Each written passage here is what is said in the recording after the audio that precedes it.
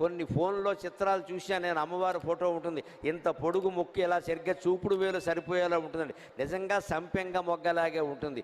ఈ అవయవాలన్నీ మీరు చూడాలి అంటే అలంకారాలు చేయకూడదు, దండలు వేయకూడదు, ఫోటోలకి శాలువాలు కప్పకూడదు, దేవుడి విగ్రహాలకి పంచెలు చీరలు కట్టకూడదు. పైగా మీరు విగ్రహాన్ని గమనించండి, విగ్రహం తయారు చేసిన వాళ్ళు చీర కట్టారు, లేకుండా ఉంటుందండి అమ్మవారు? కృష్ణుడి విగ్రహానికి పంచె కట్టేవాడు కట్టాడు, శిల్పి కట్టాడు, నువ్వేంటి మళ్ళీ కడతావు ఇక్కడ?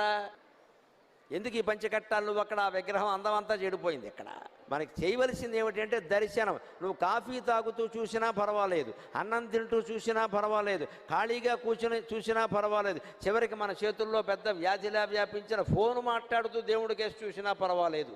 మన దోషాలన్నీ పోతాయండి.